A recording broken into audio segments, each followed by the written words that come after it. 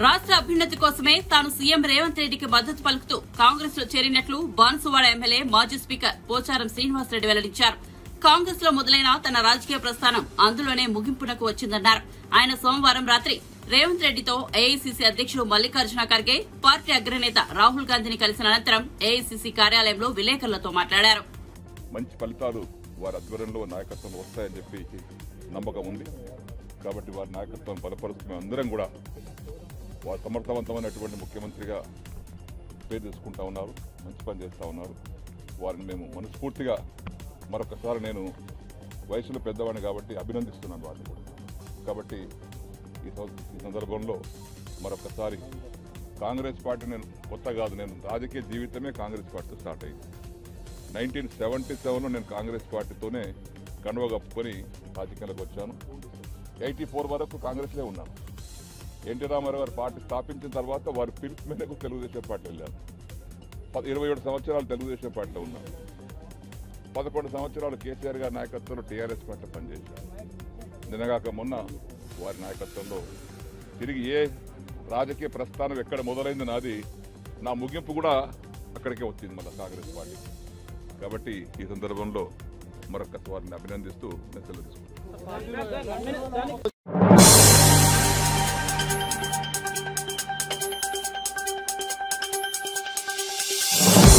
ప్రభుత్వం సబ్సిడీపై ప్యాకెట్ల రూపంలో ఇస్తున్న రేషన్ సరుకులను 10% తక్కువ తూకాలలో పేదలకు పంపిణీ చేస్తున్నట్లు తూనికలు, కొలతల శాఖ అధికారుల తనిఖీల్లో వెల్లడైంది.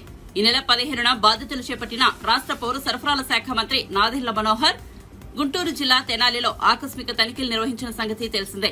కార్డుదారులకు సరఫరా చేస్తున్న కందిపప్పు, పంచదార, పామాయిల్ ప్యాకెట్లలో 50 నుంచి 80 గ్రాముల చొప్పున తూకాల్లో తేడాలను గుర్తించారు. దాంతో రాష్ట్ర వ్యాప్తంగా ఉన్న అన్ని ఎంఎల్ఎస్ పాయింట్లలో తనిఖీలు నిర్వహించి సమగ్రమైన నివేదిక సమర్పించాలని తూనికలు, కొలతల శాఖ అధికారులను ఆదేశించారు. అదేవిధంగా సివిల్ సప్లైస్ కార్పొరేషన్ ఎండీ గారితో మాట్లాడి రాష్ట్ర వ్యాప్తంగా ఉన్న 251 మండల్ లెవెల్ స్టాక్ పాయింట్స్లో లీగల్ మెట్రాలజీ విభాగం అధికారుల ద్వారా రాష్ట్ర వ్యాప్తంగా తనిఖీలు చేయమని నేను ఆ రోజు ఆదేశాలు ఇవ్వడం జరిగింది. దానికి అనుగుణంగా ఈ 251 స్టాక్ పాయింట్లో తనిఖీలు చేసిన తర్వాత 189 కేసులు నమోదు చేశారు. వాటిలో చక్కెర పైన 110 కేసులు, 74 కేసులు కందిపప్పు పైన, 4 కేసులు పామాయిల్ పైన. ఈ తనిఖీల సమయంలో చాలా వరకు 10% తక్కువ ఉన్నాయి కొలతలు. దీంట్లో ఇది చాలా సీరియస్గా తీసుకోవాల్సిన అంశం. లీగల్ మెట్రాలజీ డిపార్ట్మెంట్ ప్రస్తుతం మేము చేసిన తనిఖీలు కందిపప్పు, చక్కెర, అదేవిధంగా పామాయిల్, కొన్ని సందర్భాల్లో ఆటా కూడా చేశాం. ఆశ్చర్యకరమైన విషయం ఏంటంటే ప్రజలు ఒక నమ్మకంతో ప్రభుత్వం ఏర్పాటు చేసిన ఈ పౌర సరఫరాల శాఖ ద్వారా పబ్లిక్ డిస్ట్రిబ్యూషన్ సిస్టమ్ పీడిఎస్ ద్వారా మనం రేషన్ షాపుల ద్వారా కానివ్వండి, ఈ మొబైల్ డెలివరీ యూనిట్ల ద్వారా కానివ్వండి, నాణ్యమైన సరుకు అన్ని ప్రాంతాలకి ప్రతి వినియోగదారుడికి ఎవరికైతే తెల్ల రేషన్ కార్డు ఉందో వాళ్ళందరికీ అందించే విధంగా ఒక అద్భుతమైన కార్యక్రమం చేయొచ్చు. అటువంటి కార్యక్రమాన్ని వీళ్ళు దుర్వినియోగం చేసి అవినీతికి పాల్పడే అంశాలు చాలా బాధాకరం. ఇది ఆరంభం మాత్రమే. ఇంకా చేయాల్సిన అతిపెద్ద కుంభకోణం బియ్యం విషయంలో. సో ఏ విధంగా ధాన్యం కొనుగోలప్పుడు రైతుకు అన్యాయం జరుగుతుందో, వినియోగదారుడికి చివరికి బియ్యం సరఫరా చేసేటప్పుడు కూడా అక్కడ కూడా పొరపాట్లు జరుగుతున్నాయి. చాలా స్పష్టమైన ఆధారాలు ఉన్నాయి. వాటిపైన దృష్టి సారిస్తాం. ముందుగా ఈ కమోడిటీస్ ఏవైతే సామాన్యులకు అందుబాటులో తీసుకురావడానికి మేము అందిస్తున్నామో వాటిపైన ముందు చెక్ చేద్దామని చేసాం. ఇక్కడనే చాలా స్పష్టంగా మాకు ఈ తేడాలు కనపడుతున్నాయి. రాబోయే రోజుల్లో విస్తృతంగా రాష్ట్ర వ్యాప్తంగా ఈ బియ్యం సరఫరా పైన, పీడిఎస్ విధానం పైన, ఈ ట్రాన్స్పోర్ట్ విధానం పైన కూడా డెఫినెట్గా అవసరమైతే విజిలెన్స్ ఎంక్వైరీ కూడా వేసే విధంగా సిద్ధమవుతున్నాం మేము డిపార్ట్మెంట్ తరఫున. లీగల్ మెట్రాలజీ విభాగం చాలా అద్భుతంగా పనిచేసి కష్టపడి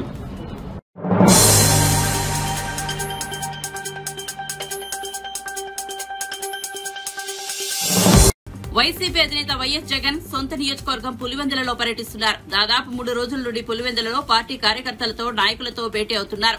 ఇదే సమయంలో స్థానిక ప్రజల సమస్యలను వింటున్నారు. ఈ క్రమంలో అక్కడికక్కడ పరిష్కారాలు చూపుతున్నారు. ఏపీలో మొన్న జరిగిన ఎన్నికల్లో ఓటమి తర్వాత రాష్ట్ర వ్యాప్తంగా వైసీపీ పార్టీ కార్యకర్తలపై దాడులు జరిగిన సంగతి తెలిసిందే. ఇదిలా ఉంటే పులివెందులలో పార్టీ కార్యకర్తలు నాయకులతో భేటీ అయిన సమయంలో వైఎస్ జగన్ కీలక సూచనలు చేసినట్లు వైసీపీ సోషల్ మీడియా విభాగం సంచలన పోస్ట్ పెట్టడం జరిగింది. పులివెందులలో వైఎస్ఆర్సీపీ అధినేత వైఎస్ జగన్ 3వ రోజు పర్యటన. పులివెందులలోని బాఘరాపురంలో ఉన్న క్యాంపు కార్యాలయంలో కార్యకర్తలు, ప్రజలు, నేతలు, అభిమానులతో మమేకమయ్యారు. అందరినీ పేరు పేరున పలకరించి వారి కష్ట సుఖాలను తెలుసుకున్నారు. వైఎస్సార్ కాంగ్రెస్ పార్టీకి చెందిన ప్రజాప్రతినిధులు, మాజీ నేతలతో కూడా చర్చించారు. కార్యకర్తలు, నాయకులు ఎవరూ అధైర్యపడవద్దు, పార్టీ అండగా ఉంటుందని, అందరం కలిసికట్టుగా ముందుకు వెళ్లాల్సిన అవసరం ఉందని వివరించారు. రానున్న కాలంలో ప్రతి కార్యకర్తకు తనతో పాటు వైఎస్సార్ కాంగ్రెస్ పార్టీ తోడుగా ఉంటుందని వైఎస్ జగన్ భరోసానిచ్చారు.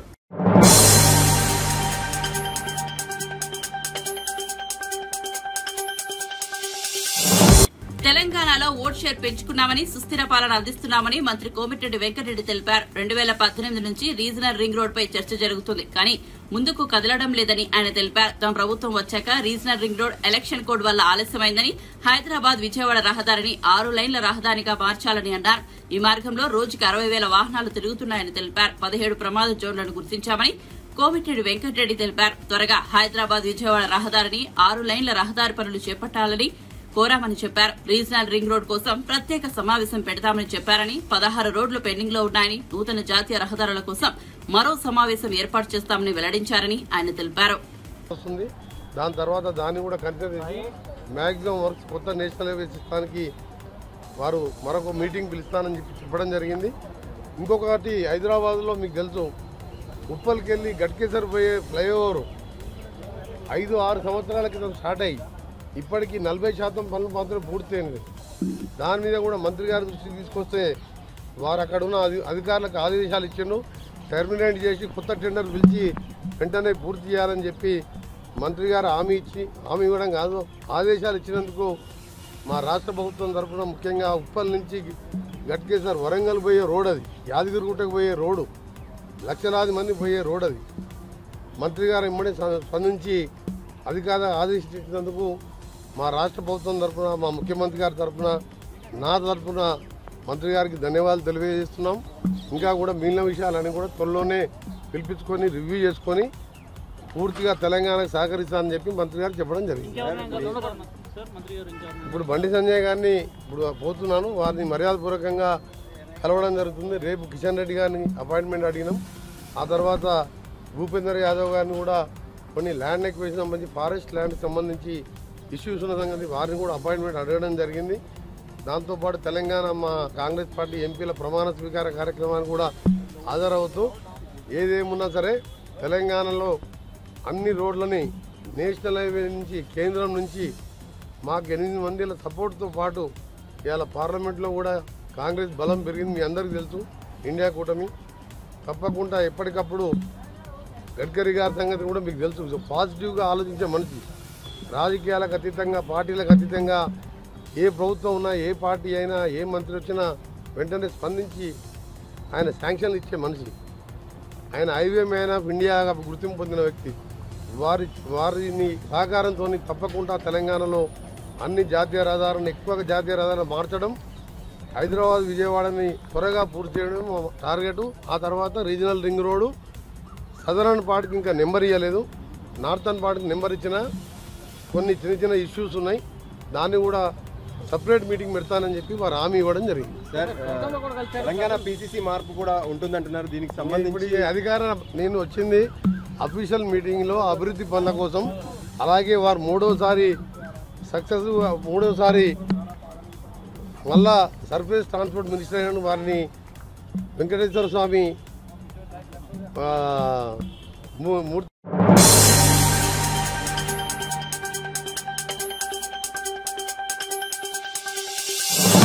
పార్టీ ఫిరాయింపులపై బీఆర్ఎస్ నేతలు మాట్లాడుతుంటే నవ్వు వస్తోందని కాంగ్రెస్ సీనియర్ నేత, ప్రభుత్వ సలహాదారు షబ్బీర్ అలీ అన్నారు.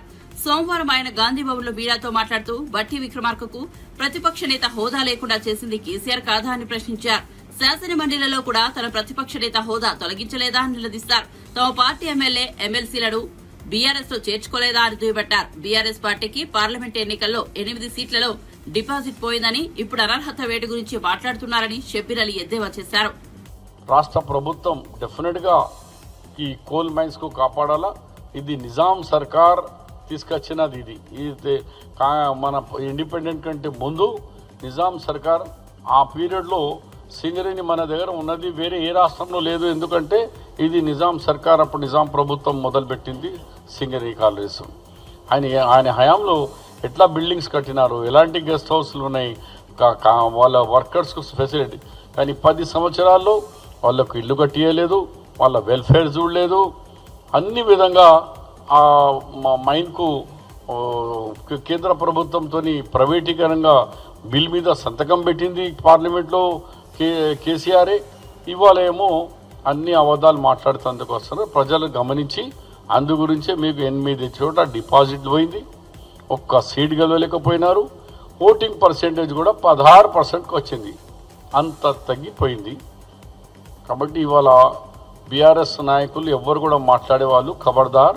ఒకసారి ఆకాశం మీద చూడండి, మీరు చేసిన పొరపాట్లు ఎంత, ఈ సమాజాన్ని ఎట్లా నష్టం చేసినారు. కొత్త రాష్ట్రం తెలంగాణను బర్బాద్ చేసినారు. అంతా మార్కెట్లో సేల్ ఫర్ సేల్ అన్నట్టు ఎమ్మెల్యే ధర ఇంత, ఎంపీ ధర ఇంత, చైర్మన్ ధర అంటే అట్లా పెట్టి అంగడి బజార్లో కొనుక్కొచ్చినట్టుగా కొనుక్కుపోయినప్పుడు ఈ వ్యవస్థని చెడగొట్టింది కేసీఆర్. కేసీఆర్కు జనం పనిష్మెంట్ ఇచ్చినారు, ఇంకా ఇవాళ ఈ భూస్థాపం చేస్తారని కూడా నేను మా తెలంగాణ ప్రజల మీద నాకు ఆశ ఉంది, నమ్మకం ఉంది, చేస్తారు. మీరేమన్నా అడగాలంటే అడగండి. Thank you. ये डाल दो ये सबको media. Pocharam Srinivas Reddy is a very senior. గతంలో టీడీపీ తర్వాత బీఆర్ఎస్ నాయకుడైన కాంగ్రెస్ పార్టీ చేస్తున్న రైతు సంక్షేమ పథకాలు కానీ, అన్ఎంప్లాయ్మెంట్కు 100 రోజుల్లో 31,000 యువకులకు జాబ్స్ ఇవ్వడం కానీ, అలాంటివి చూసి ఆకర్షి కాంగ్రెస్ పార్టీలో వస్తున్నారని వచ్చినందుకు బీఆర్ఎస్ నాయకుల్లో కేటీఆర్ కానీ, హరీష్ రావు కానీ, ఇంకా ఇతర నాయకులు మాట్లాడుతుంటే నవ్వాలనా ఏడవాలనా, సిగ్గు శరం ఉందా ఈ నాయకులకు అని మీ ప్రెస్ ద్వారా నేను వాళ్ళకు తెలియజేస్తున్నాను. ఈ సమాజానికి, యావత్ తెలంగాణ సమాజానికి, ప్రజాస్వామ్యంకి కూని చేసింది కేసీఆర్. ఈ డిఫెక్షన్ అని నేర్పించింది కేసీఆర్. ఎంపీ నుంచి మొదలు పెట్టుకుంటే ఒక సర్పంచ్ లేదు, గ్రామ పంచాయత్ మెంబర్ వరకు డిఫెక్షన్ చేసింది కేసీఆర్. కలిశం చేసినట్టు మొత్తం సిస్టమ్నే ఖరాబ్ చేసింది కేసీఆర్. నడి బజార్లో పెట్టి పనిష్మెంట్ చేయాలా కేసీఆర్ని. ఎంత మంచి తెలంగాణ, ఈ వ్యవస్థని చెడగొట్టినారు. ఇవాళ నేను మీ డాక్యుమెంట్స్తో సహా మీకు మొత్తం అందజేస్తాను. ఆయన 2014లో గవర్నమెంట్ వచ్చిన ఆయన ప్రభుత్వం 2 జూన్కు తీసుకునగానే సేమ్ డే 2 జూన్ 2014లో 2 ఎమ్మెల్యేలను, ఇంద్రకరణ్ రెడ్డి అలాగే మన కోనప్ప, 2 డిఫెక్ట్ చేయించినారు. సేమ్ డే ముఖ్యమంత్రి కాగానే 2 బోని చేసినాడు.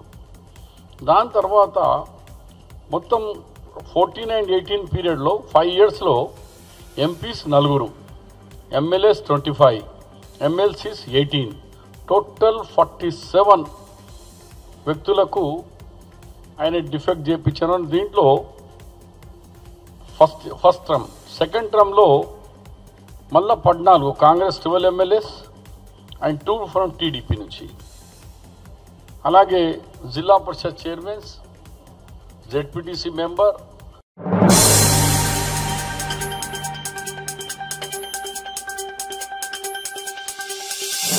నీట్ వ్యవహారంపై సిట్టింగ్ జడ్జితో విచారణ జరిపించాలని తెలంగాణ ముఖ్యమంత్రి రేవంత్ రెడ్డి డిమాండ్ చేశారు. ఢిల్లీలో ఆయన వరుసగా కేంద్ర మంత్రులతో భేటీ అయ్యారు. మరికొందరు కేంద్ర మంత్రులను కలవనున్నారు. అనంతరం ఏఐసీసీ కార్యాలయానికి వెళ్లారు. నీట్ పరీక్ష అంశంపై మీడియా ప్రతినిధులు ఆయనను ప్రశ్నించారు. ఈ సందర్భంగా ముఖ్యమంత్రి మాట్లాడుతూ ఏ ఒక్కరిపైనో కేసు వేసి క్లోజ్ చేసేందుకు సీబీఐ దర్యాప్తునకు ఆదేశించారని విమర్శించారు. కానీ జ్యుడిషియల్ విచారణ అవసరమన్నారు. ప్రధాని మోదీ విద్యార్థులకు భరోసా ఇవ్వడం లేదన్నారు. తెలంగాణకు సైనిక్ స్కూల్ కావాలని ఇదే విషయమై తాను కేంద్ర మంత్రి రాజ్నాథ్ సింగ్ ను అడిగానన్నారు. ఆయన సానుకూలంగా స్పందించినట్టు చెప్పారు. सैनिक स्कूल है केंद्र सरकार के, मगर तेलंगाना में कोई एक भी सैनिक स्कूल नहीं है। 10 साल केसीआर पूछा ही नहीं, मोदी जी दिया ही नहीं। इसीलिए इस बार हम लोग राजनाथ सिंह जी से मिलकर तेलंगाना के लिए, तेलंगाना स्टूडेंट्स के लिए, विद्यार्थियों के लिए सैनिक स्कूल देने के लिए हम लोग रिप्रेजेंट किए। राजनाथ सिंह जी ने कोशिश करने के लिए वादा किया, तो इसीलिए तुरंत सैनिक स्कूल भी तेलंगाना को देने के लिए हम लोग उन राजनाथ सिंह से रिक्वेस्ट किए। और कटर जी से जो हैदराबाद डेवलपमेंट के लिए, मूसी रिवर फ्रंट के लिए एंड मेट्रो रेल के लिए and prime minister Awas Yojana में गरीब लोगों को घरों के लिए हम लोग रिप्रेजेंट किए।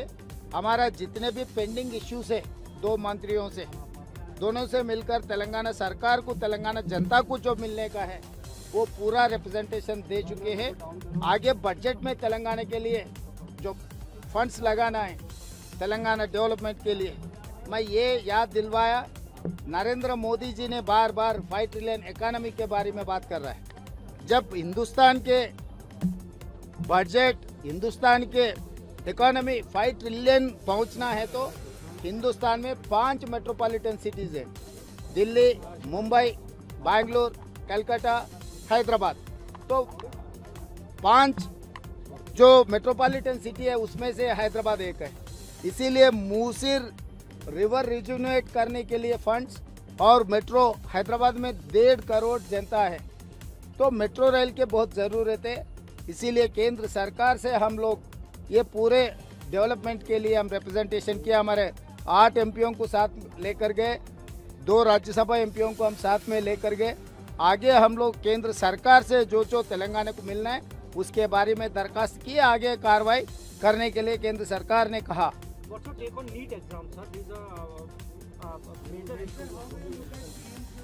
तो मैं साफ कहना चाहता हूँ, ये सरकार बिल्कुल फेल हो गई एग्जाम कंडक्ट करने में। दूसरी हाथ से सरकार किसी के ऊपर इल्जाम लगा दे के केस को दबाने के लिए कोशिश कर रहा है। इसीलिए कांग्रेस पार्टी जो डिमांड किया सिटिंग जज को रखकर जो कार्रवाई करना है, तो हम कांग्रेस के पार्टी तरफ से तेलंगाना मुख्यमंत्री के नाते हम लोग केंद्र सरकार को ये डिमांड कर रहा है, ये सरकार के नाकामयाबी, किसी के ऊपर इल्ज़ाम रख के किसी को केस में रख दे के केस जो क्लोज करने के लिए सीबीआई को देकर ये केस खत्म करने के लिए, भरी करने के लिए जो कोशिश कर रहा है, ये ठीक नहीं है। ये कंप्लीट जुडिशियल इंक्वायरी होना चाहिए।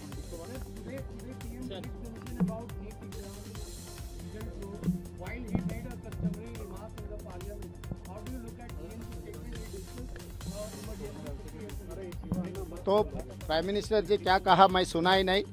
मैं एक बात साफ कहना चाहता हूँ, जब से केंद्र सरकार ने फंस जाते हैं तब प्राइम मिनिस्टर साहब ने खामोश हो जाता है, तो इससे कोई फायदा नहीं है। इस बार करोड़ों लोग, करोड़ों युवता सड़क पे आ रहे हैं। तेलंगाना में हमारे यूथ कांग्रेस एनएसयूआई के हजारों लोग, विद्यार्थी लोग सड़क पे धरना कर रहे हैं। तो केंद्र सरकार जो कार्रवाई करना है, जो भरोसा देना है करोड़ युवता को, जो स्टूडेंट्स को जो भरोसा देना है नरेंद्र मोदी जी, वो भरोसा नहीं दे रहा है। जो मोदी जी गारंटी कहा, मैं मोदी जी से ये सवाल पूछना चाहता हूँ, आपका गारंटी कहाँ गए? नीट एग्जाम कंडक्ट करने में आपका गारंटी नहीं है, तो आपका गारंटी, इसका वारंटी खत्म हो चुके हैं। मैं चुनाव से पहले भी यही कहा था, मोदी जी वारंटी खत्म हो गए, मोदी जी कुछ भी करने दो, उसका कुछ अक्सर नहीं लगने वाले। अभी भी कम से कम मोदी जी जुडिशियल इंक्वायरी डालो, सिटिंग जज को बिठा के इसके ऊपर कार्रवाई करना, और इसको जो इसमें ये करोड़ों विद्यार्थियों भविष्य जो खेला है उन लोगों को सबको उनको पनिशमेंट मिलना चाहिए। Yes, CBI inquiry is not enough.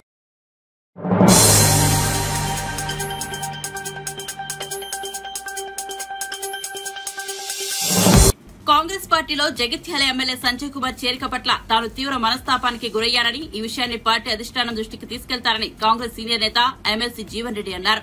Party వీడుతారనే ప్రచారం నేపథ్యంలో మంత్రి శ్రీధర్ బాబు ఆయన నివాసానికి చేరుకుని బుజ్జగించారు. అనంతరం జీవన్ రెడ్డి మీడియాతో మాట్లాడుతూ పార్టీ నియమ నిబంధనలను పాటిస్తానన్నారు. కానీ సంజయ్ చేరికపై కార్యకర్తల మనోభావాలను పట్టించుకోలేదని ఆవేదన వ్యక్తం చేశారు. ఇంతకాలం పార్టీ కోసమే పనిచేశారని, కార్యకర్తల మనోభావాలను గౌరవించాల్సిన బాధ్యత తనపై ఉందన్నారు. తన భవిష్యత్తు కోసం కాలం నిర్ణయిస్తోందన్నారు. పార్టీలో జరుగుతున్న పరిణామాలను అందరూ గమనిస్తున్నారు. ఇలా కార్యకర్తలు ముఖ్యంగా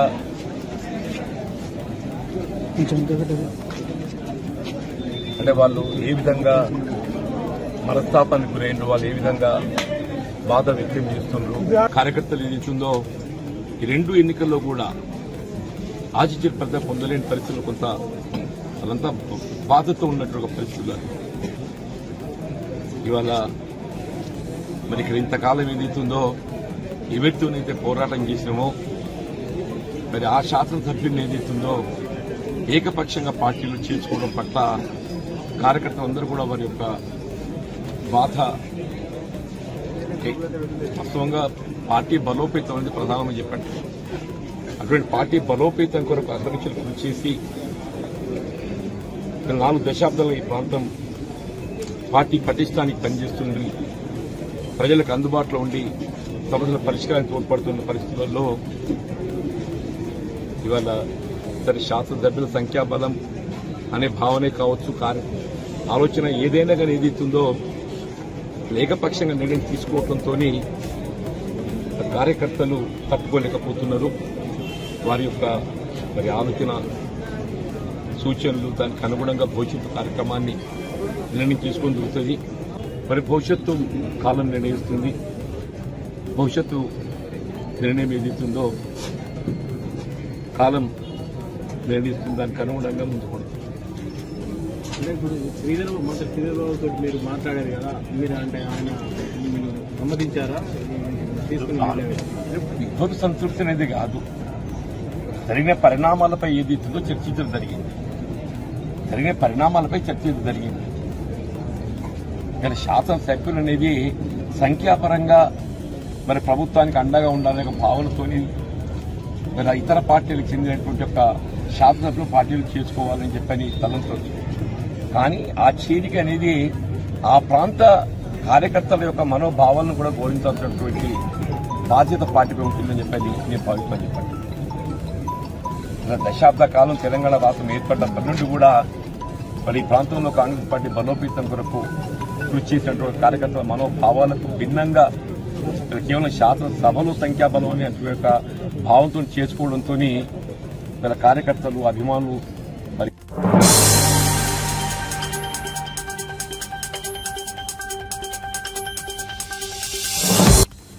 అయోధ్య రామాలయం ప్రాణప్రతిష్ఠ జరిగి 6 నెలలు కూడా గడవక ముందే ఆలయ పైకప్పు లీక్ అవుతోంది. శనివారం అర్ధరాత్రి అయోధ్యలో కురిసిన తొలి భారీ వర్షానికి నీళ్లు గర్భగుడిలోకి ప్రవేశించాయి. ఇందుకు సంబంధించిన ఫోటోలు బయటకొచ్చాయి. కాగా నీరు లీక్ అవుతోందని ఆలయ ప్రధాన పూజారి ఆచార్య సత్యేంద్రదాస్ సోమవారం వెల్లడించారు. దేశం నలుమూలల నుంచి వచ్చిన ఇంజనీర్లు రామాలయాన్ని నిర్మిస్తున్నారని, అయినప్పటికీ నీళ్లు లీక్ అవడం ఆశ్చర్యానికి గురిచేస్తోందన్నారు. ఆలయ నిర్మాణంలో నిర్లక్ష్యంగా వ్యవహరించారని, గుడి ప్రాంగణంలోకి చేరిన నీరు బయటకు వెళ్తే మార్గం కూడా లేదని నిర్మించారని సత్యేంద్రదాస్ అన్నారు. రామ్లలా ముందు పూజారి కూర్చునే చోట వీఐపీలు దర్శనం చేసుకునే స్థలంలో నీరు లీక్ అవుతోందని పేర్కొన్నారు. లోపల కూర్చుని పూజ చేయడం కూడా ఇబ్బందేనని ఆయన పేర్కొన్నారు. నీళ్లు ఇలా ఎందుకు లీక్ అవుతున్నాయని, అంతమంది పెద్ద ఇంజనీర్ల సమక్షంలో నిర్మించిన ఆలయంలో ఇలా జరగడమేంటని ఆయన ప్రశ్నించారు. ఈ సమస్యలను తక్షణమే పరిష్కరించాలని ఆలయ అధికారులకు విజ్ఞప్తి చేశారు.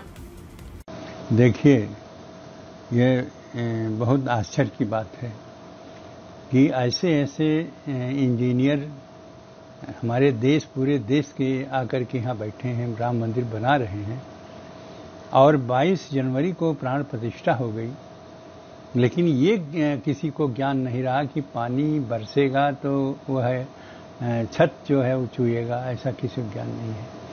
पहले भी बरसत रहा, थोड़ा बहुत बरसा तो थोड़े बहुत इतना नहीं हुआ। जब अब की वर्षा हुई, जितना पानी गिरा अंदर में, वो बहुत ही आश्चर्यजनक रहा।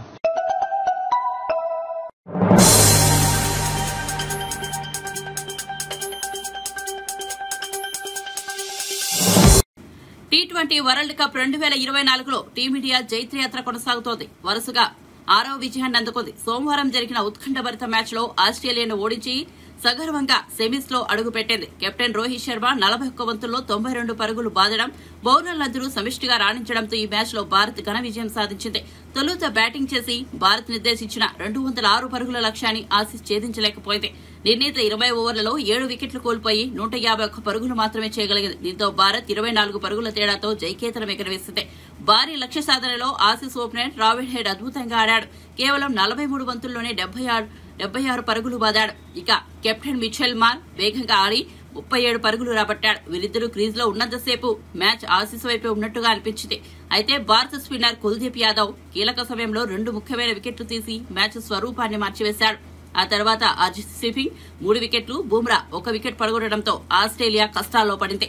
నిర్ణీత 20 ఓవర్లలో 181 పరుగులకు మాత్రమే పరిమితమైంది. మిగతా ఆసీస్ బ్యాటర్లలో David Warner 6, Glenn Maxwell 20, Marcus Stoinis 2, Tim David 15, Matthew Wade 1, Pat Cummins 114, Mitchell స్మార్ట్స్ 4 చొప్పున పరుగులు చేశారు. ఇక భారత బౌలర్లలో హర్షదీప్ సింగ్ 3, కుల్దీప్ యాదవ్ 2, జస్ప్రీత్ బుమ్రా, అక్షర్ పటేల్ చెరో వికెట్ చొప్పున తీశారు.